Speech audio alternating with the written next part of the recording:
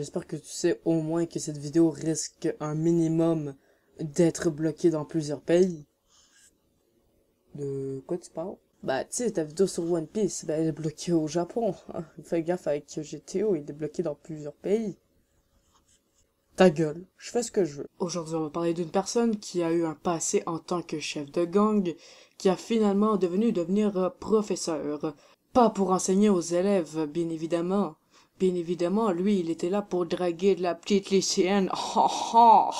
Salut à tous, c'est Jigo, et aujourd'hui on va parler de meilleur prof du monde, Eikichi Onizuka.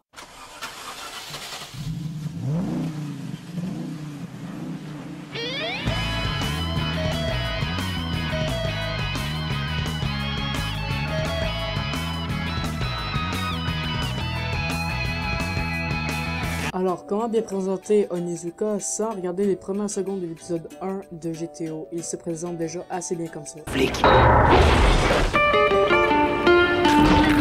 Bon, j'ai une petite devinette. Qui va se faire éclater la tronche? 1. Le mateur de petites culottes, 2e dan de karaté. 2. Les pauvres tâches qui ont vraiment pas de bol d'être tombées sur moi et qui essaient de me racketter. Alors, les mecs, à votre avis? Il y a méprise, jeune homme. Je vous prie de me lâcher ou je porte plainte contre vous. Eh ben vas-y, vieux pervers. Tu sais à qui t'as affaire? À Eikichi Onizuka du club de karaté de l'université d'Eurasia. Onizuka, notre cher professeur, ben en tout cas il n'est pas encore professeur, il a que fait son stage. Et là, il s'en va bien évidemment, après la scène que vous venez de voir, se préparer à aller dans son premier lycée qu'il doit s'occuper, tu vois. Et le gars qu'on vient de voir, qui se fait frapper par Onizuka, comment dire, c'est le sous-directeur de l'école en fait. Personne suivante. Candidat numéro 23, Eikichi Onizuka.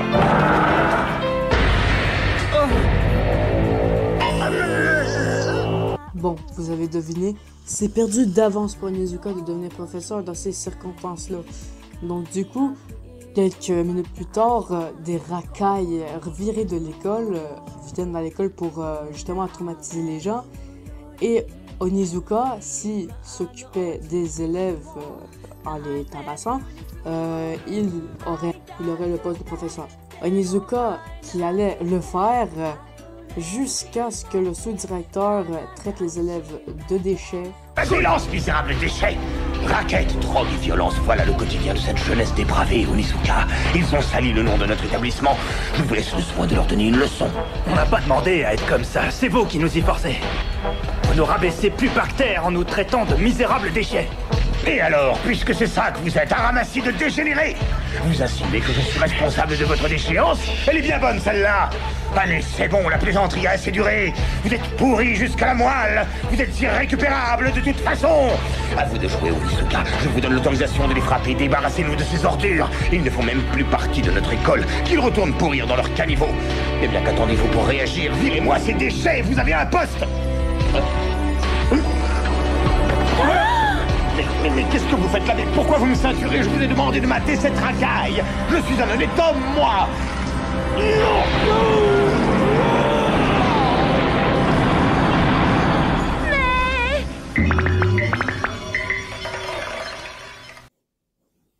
Là, vous vous demandez certainement, mais pourquoi il a fait ça? Mais tu veux savoir? Ok, tu vas savoir. Venir enseignant, est-ce que vous êtes conscient de votre acte? C'est de la violence gratuite, c'est grave, jeune homme. On n'insulte pas les gens de cette manière. On ne traîne pas ainsi les élèves dans la boue en les traitant de déchets. C'est de la violence verbale. Vous la tolérez, cette violence-là? Vous la trouvez normale parce que vous avez le pouvoir? C'est bien à cause de vous que ces gamins s'écartent du droit chemin. Si c'est ça que vous appelez l'éducation, alors franchement, je préfère renoncer à ce métier, pauvre ringard. Allez les gars, on se casse. On n'a plus rien à foutre ici. Oui. Hé, mais attendez! Après cet acte, Onizuka est obligé d'abandonner son rêve de devenir professeur et de s'engager à autre chose. Là, ben, il va dans la conduite, avec du camion. Son ami Ryuji reçoit, ben, en tant que client, une professeure qui a dit à Ryuji que si Onizuka viendrait à l'école avant 18h, 19h, eh bien, il allait avoir son poste de professeur.